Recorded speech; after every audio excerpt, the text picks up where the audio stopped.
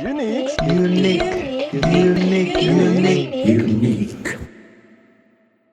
Shalom Soul Catcher, Unik, Unity, Quality. dan Alignment. Kenalkan, nama saya Salatu Salonika dari kampus Jakarta. Saya Hebru dari kampus Jakarta, Soul Catcher Jakarta. Dan saya juga Grevin dari GOB Kampus Jakarta. Nah, sebelum kami mulai ibadah hari ini, ada baiknya kami berdoa dulu. Tuhan, terima kasih Tuhan buat hari ini Tuhan. Sepanjang hari ini Tuhan, kami diberi kehidupan Tuhan. Sebentar kami akan mulai Tuhan ibadah hari ini Tuhan. Baiknya Engkau berkati Tuhan dari awal Tuhan di akhir Tuhan. Terima kasih Tuhan, kami ucap syukur. Haleluya. Amin.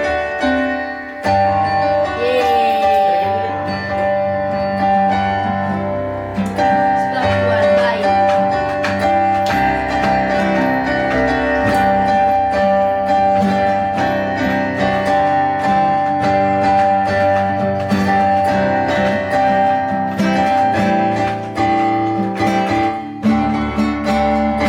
Masuk gerbangnya bersyukur dengan penuh pujian, bersekat di hadiratnya, nyanyi besarkan lagu namanya, tiup rasa kala, musik dan tarian, semua makhluk di bumi di surga dengan senang hati naikkan pujian, sebab Tuhan baik, sebab Tuhan baik, sebab Tuhan baik, anugerahnya kekal selamanya. Sebab Tuhan baik, sebab Tuhan baik, sebab Tuhan baik, anugerahnya kekal selamanya.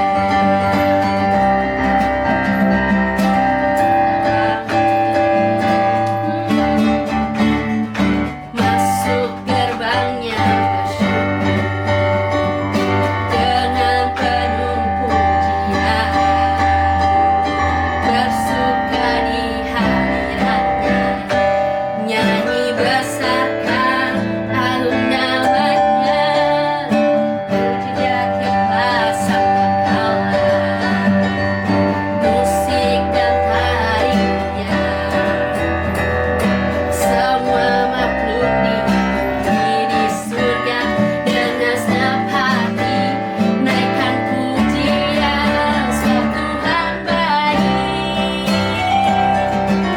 sebab Tuhan baik, sebab Tuhan baik, anugerahnya kekal selamanya. Sebab Tuhan baik, sebab Tuhan baik, sebab Tuhan baik, anugerahnya kekal selamanya. Sebab Tuhan baik, anugerahnya kekal selamanya. Sebab Tuhan baik, anugerahnya kekal selamanya.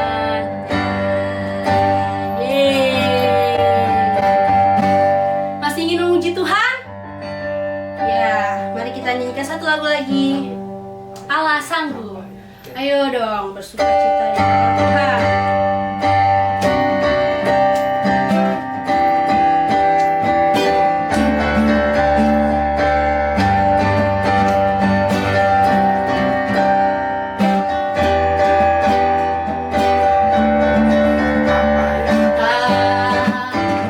Karena dilihat mata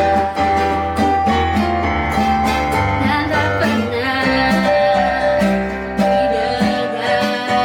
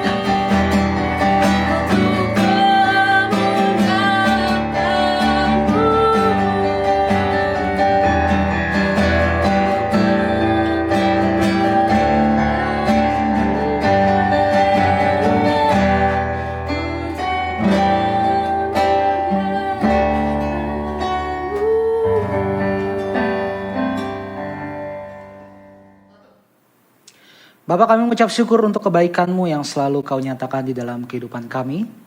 Kami senantiasa bersyukur di tengah kondisi kami yang sedang kami alami saat ini. Kami percaya rancangan Tuhan dan tangan Tuhan selalu menyertai kami. Kami bersyukur kalau kami masih boleh bersekutu, tetapi kami masih berkesempatan juga untuk memuji nama Tuhan, mendengarkan isi hati Tuhan. Sebab kami percaya dimanapun kami berada saat ini, metode apapun yang kami gunakan, Engkau tetap Allah yang esa, Engkau tetap Allah yang kami sembah. Di dalam nama Tuhan kami Yesus Kristus. Untuk itu kami percaya dan kami tidak akan gentar untuk apapun yang akan terjadi dan untuk apapun juga yang sedang terjadi. Sebab kami percaya dan kami berdoa semuanya pasti untuk mendatangkan kebaikan bagi kami. Bapa, kami berdoa untuk biarlah Roh Kudus memimpin kami sehingga untuk firman yang ditaburkan pada hari ini dapat menjadi kekuatan bagi hati kami, menjadi pelita bagi kaki kami, memimpin jalan kami selangkah demi selangkah. Mampukan kami untuk mengerti dan memahami sehingga kami dapat menjadi pelaku dari firman Tuhan. Di dalam nama Tuhan Yesus Kristus kami berdoa. Amin. Shalom Soul Catcher. Bagaimana kabarnya hari ini? Puji Tuhan, doa saya supaya teman-teman Soul Catcher dimanapun kalian berada selalu dalam keadaan yang sehat, tetap bersukacita walaupun kita sama-sama tahu keadaan di luar sana mungkin tidak seperti yang kita harapkan. Tetapi berbahagialah buat teman-teman yang tidak terpengaruh dan memilih untuk tetap bersukacita. Dan juga doa saya agar teman-teman selalu memiliki iman pengharapan di dalam Kristus Yesus Tuhan kita. Amin. Amin. Dengan adanya program unik dari Soul Catcher, yaitu Unity, Quality, dan Enlightenment. Harapannya dimanapun teman-teman berada sebagai anggota Soul Catcher, bisa saling mengenal sehingga menjadi sebuah kesatuan. Lalu memiliki kualitas yang sama, sehingga kita sebagai Soul Catcher memiliki pribadi yang berbeda dengan anak-anak di luar sana. Lalu juga mendapatkan satu ajaran yang sama, sebuah pencerahan yang sama sehingga kita bisa saling diberkati, saling memberkati, dan juga saling membangun dan juga saling menguatkan antar sesama kita. Amin. Untuk itu buat teman-teman yang belum mengenal saya, perkenalkan nama saya Lingga Prasetyo atau biasa dipanggil Koko Lingga. Saya bertugas di GOB Kampus Jakarta. Oke, hari ini saya akan berbicara mengenai komitmen. Sekarang buka Alkitab kita sama-sama di dalam Lukas 9 ayat yang ke-57 sampai 62. Lukas 9 ayat 57 sampai 62. Teman-teman yang sudah di sana boleh katakan amin. LAI, Lembaga Alkitab Indonesia, memberikan judul Hal Mengikuti Yesus. The Cost of Following Jesus. Lukas 9 ayat 57. Ketika Yesus dan murid-muridnya melanjutkan perjalanan mereka, berkatalah seorang di tengah jalan kepada Yesus, "Aku akan mengikut engkau kemana saja engkau pergi." Yesus berkata kepadanya, "Serigala mempunyai liang dan burung mempunyai sarang, tetapi anak manusia tidak mempunyai tempat untuk meletakkan kepalanya." Ayat 59. Lalu ia berkata kepada seorang lain, "Ikutlah aku." Tetapi orang itu berkata, "Izinkanlah aku pergi dahulu menguburkan Bapakku." Tetapi Yesus berkata kepadanya, "Biarlah orang mati menguburkan orang mati, tetapi engkau pergilah dan beritakanlah kerajaan Allah di mana-mana."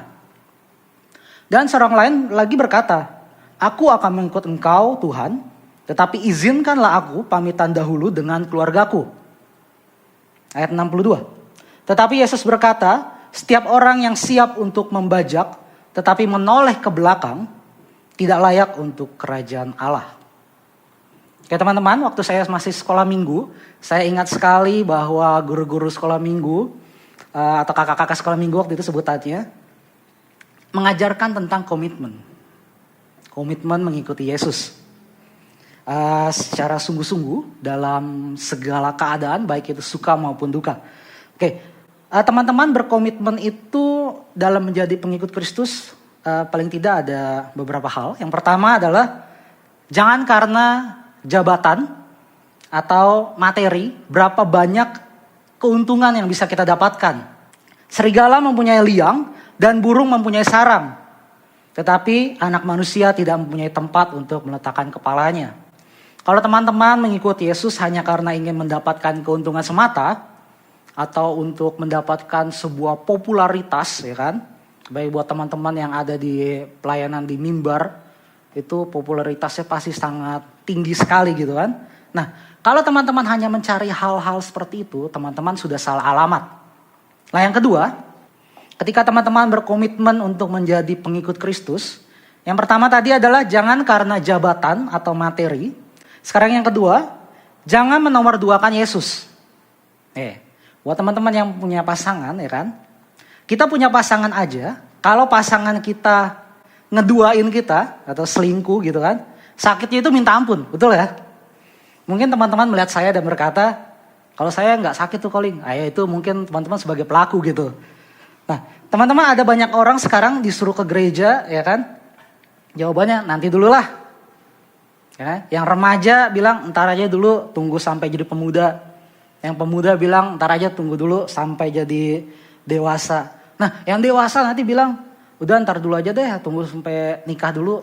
Nah, yang udah nikah, ntar tunggu udah punya anak dulu, ya kan? Terus begitu terus berulang-ulang, ya kan? Pertanyaannya, mau sampai kapan? Mau sampai kapan kita tidak mendahulukan Tuhan? Nah, sekarang yang ketiga, ketika teman-teman berkomitmen untuk menjadi pengikut Kristus, yang pertama tadi jangan karena jabatan atau materi, ya. Yang kedua jangan menomorduakan Tuhan kita, Yesus. Dan yang ketiga adalah jangan membagi hati. Nah kan, mungkin teman-teman bingung, lah kok tadi yang kedua jangan menomorduakan, sekarang yang ketiga jangan membagi hati, bedanya apa gitu kan. Nah ini ada bedanya teman-teman. Kalau teman-teman menomorduakan, ya kan, artinya gini, teman-teman udah lupa sama pasangan teman-teman yang pertama tadi. Nah sedangkan ketika teman-teman membagi hati, ya, ada contoh seperti ini. Misalkan saya melihat seorang perempuan, namanya Abigail, kan? Wah, Abigail ini cantik banget. Saya cinta sama dia. Tapi satu ketika, keesokan harinya saya melihat lagi Gracia. Wah, Gracia juga cantik juga nih. Waduh, saya juga jatuh cinta nih sama dia nih. Nah, itu namanya membagi hati. Ya, teman-teman bisa cinta ke satu orang di sebelah sana, tapi bisa jatuh cinta juga sama teman-teman yang ada di sebelah sana. Nah, tapi sadar nggak teman-teman? Teman-teman percaya sama Yesus, tapi kadang masih percaya juga sama mitos-mitos, tradisi-tradisi yang berbau mistis. Nah, ini namanya membagi hati. Teman-teman percaya sama Yesus, tetapi di satu sisi teman-teman juga percaya sama hal-hal yang bertentangan. Ya. Komitmen itu merupakan sebuah janji atau keputusan. Keputusan untuk tidak melakukan sesuatu atau untuk melakukan sesuatu. Yang di dalamnya terkandung sebuah kesungguhan, ya, sebuah usaha yang kontinuitas. Nah, artinya ketika teman-teman berkomitmen secara sukarela, kita harus melakukan hal ini dengan setia, secara terus-menerus, tidak hanya saat teman-teman berkomitmen saat itu juga, tetapi juga dilakukan secara terus-menerus. Nah, buat pasangan muda yang lagi anget-angetnya ya kan, yang lagi jatuh cinta, kalau kalian bilang ke pacar kalian, sayang aku janji gak akan bohongin kamu lagi nih. Nah, lakukan hal ini secara terus-menerus. Kontinuitas.